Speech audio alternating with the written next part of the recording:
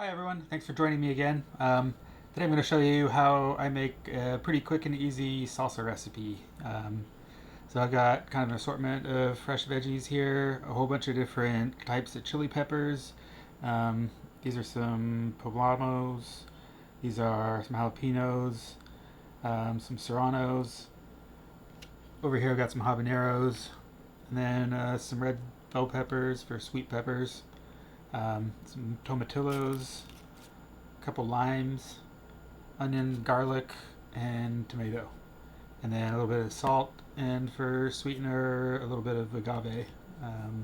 Use pretty much anything you might want for sweetener. Sometimes I'll even use a little bit of fruit, some peach or apricot would be good. Um, Something that just gives it a little bit of sweetness to balance out the hotness of the peppers. Basically, I'm going to break everything down really roughly because I'm going to do this in a food processor. You can use a blender too, or just chop everything up by hand. But when I do a quick and easy one, I like to just do it in the food processor because it makes it a lot faster and easier. But I am going to grill some of the veggies to kind of bring out that flavor of toasting them. I'm just going to do it under a broiler though, so we'll show you how that goes. Alright, so to start off I'm going to break down the peppers. Um, some of these peppers have been in my fridge a little too long and have a few spots that are starting to get a little bad. I'm just going to cut those off. So the thing with the hot chilies is the hot part of the chili is this white part with the seeds attached to it. The seeds are kind of hot, but it's really that kind of white part there that's the hottest part of the chili. And that's pretty much true of all chilies. If you cut that part out, you remove a ton of the heat. Another thing with pretty much any type of peppers, they've got these kind of ridges. Each one of those ridges is where that white part is attached. Like the indentation is where this little white part is. So if you cut the bulge, the white part's going to stay attached to the stem, and then you're just left with the meat that you want. Then you don't have to trim that white part off afterwards.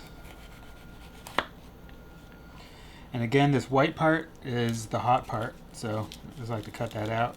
It's a little harder with jalapenos to kind of tell where the ridges are on the outside, so I usually cut those out this way.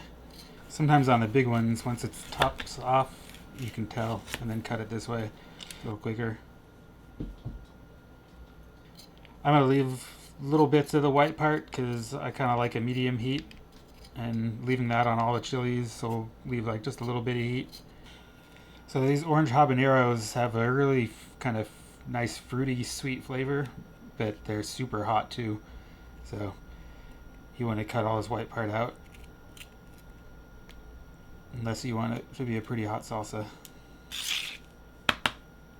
Make sure you wash your hands good after doing this too, because if you touch your eyes or nose or anything after handling all these chilies, you can get a bit of a burn. It hurts. Like getting pepper sprayed. Alright, so now that I've got the peppers pretty much prepped, and I haven't really chopped them up too much, just kind of removed the seeds and cut them in half. I'm going to kind of split them into two groups now. One I'm going to grill, and the other I'm just going to blend fresh. So just kind of want about half of each.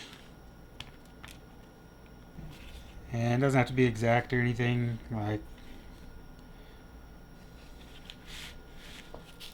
So I'm going to kind of prep some onion and garlic too.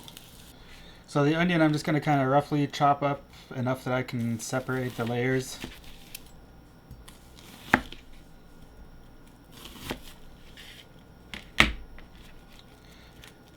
This half's just going in the food processor, so I'm not even too worried about it. That'll all get broken up. The part that I'm going to toast, I want to be separated a little bit more though. Alright, so I've got a good deal of garlic here just because I make a big batch of salsa. And again, I'm going to toast half of it, and half of it I'm going to put in the blender fresh. The part I'm going to use fresh, I'm going to take the skin off of, and the part I'm going to toast, I'm going to leave the skin on.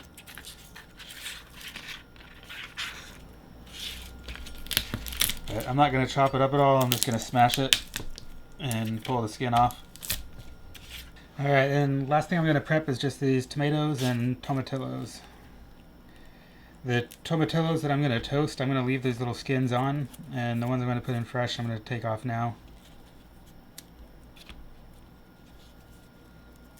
And if you've never used tomatillos before, they're really good. They're kind of like a tomato with like a little bit of maybe like a citrusy kind of zest to them. A lot smaller, but they're completely green, even when they're ripe. But yeah, really good flavor. If you've had salsa verde, the green salsa, they use those instead of tomatoes.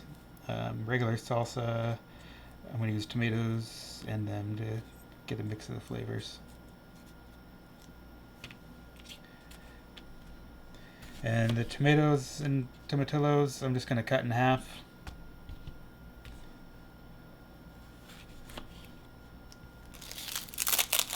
So the tomatillos, it's pretty normal for them to be a little bit sticky inside the paper once you take that off. You can just use them as is, but I like to give them a little rinse.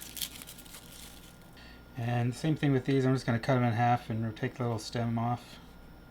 Actually, since these are all going in the processor, I probably don't even need to cut them in half. They're so small. I'm just going to cut the stem off. Alright, so I've got my 2 sets of ingredients here. Basically the same stuff, just split in half, except over here I've got the limes and the cilantro. I didn't have the cilantro out earlier when I called up my ingredients, but yeah, that's definitely an important part. Just kind of a handful of that. So yeah, these I'm going to toast under a broiler, and I got them all in here, kind of skin side up. The garlic I left the skin on, and the tomatillos I left the skin on, and everything else is kind of meat down, skin up. The idea is the kind of skin might get a little toasty and blackened even a little bit. You can kind of flake that off afterwards. The meat just gets kind of juicy underneath it. So yeah, I'll throw this in the broiler. So I've got my vegetables toasting under the broiler here. Some of them are starting to get a little black, but like I said, I'm not worried about that too much. That's pretty much just the skin, and the black parts I'm just going to scrape off real quick before I throw it in the food processor. Alright, so I think these are pretty much ready. I've been in there about maybe 7-8 minutes, something like that. Alright, so I pulled all the toasting ingredients out of the oven. You can see there's a few charred parts on some of the peppers and tomatoes. I'm going to just pull those off. The tomato skins are already kind of coming off on their own. Use a fork or just use your fingers or knife or whatever you got to do. Just be careful if they're still hot right out of the oven. The skins will kind of just bubble up and be pretty easy to pull right off. I'm only really going to worry about the burn parts. The rest you can just go in with everything else. And you can just throw it in with the burn parts too. You just get a little bit more smoky flavor in there. So then I'm going to take the skins off the tomatillos. Some of these started to burn under the skin just a little bit, but I'm not too worried about it. And last thing I'm going to do is just skin the garlic over here.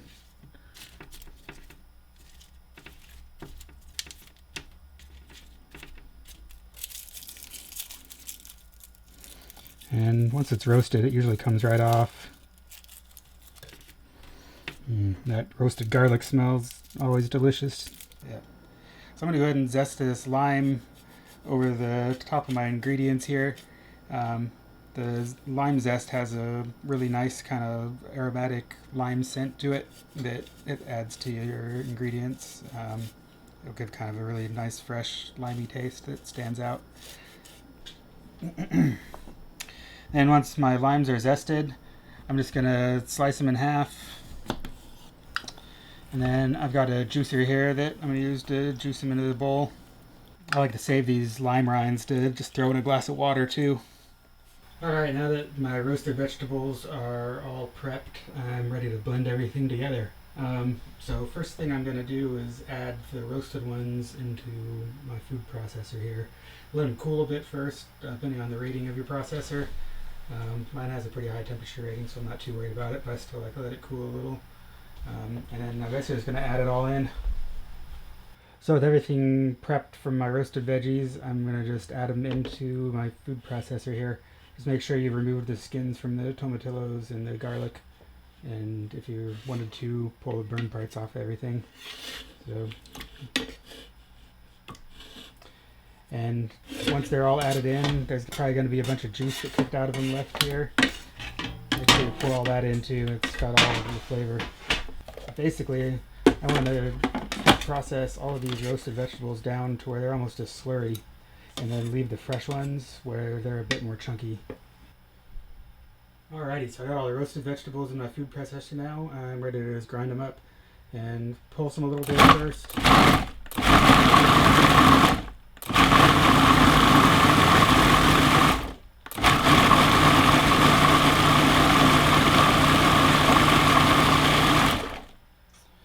So I'm going to process those down to where they're pretty much into a slurry.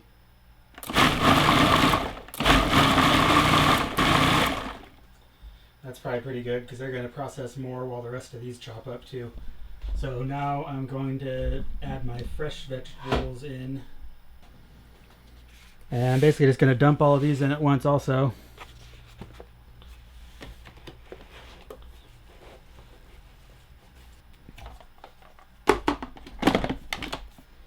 Alright, so I got all my fresh vegetables in there now.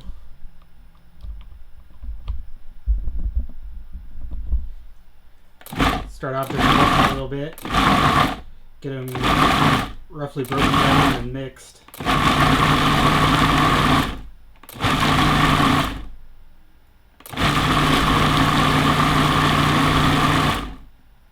And like I said, I want to leave the fresh ones a little bit more chunky, so I'm going to probably just leave it at that for now. So I'm going to add my lime juice in. Just going to give it a couple of pulses real quick to mix in the lime juice.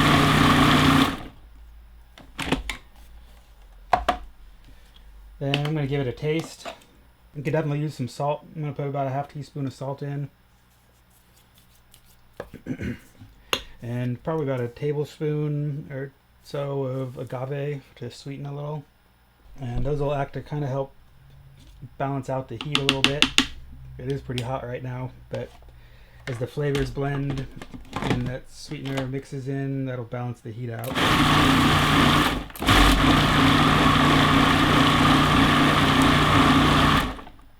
Yeah, that's perfect now. Alrighty, so I went ahead and poured my salsa into my bowl here. And this is pretty smooth. Sometimes I'll leave it a little chunkier than this, but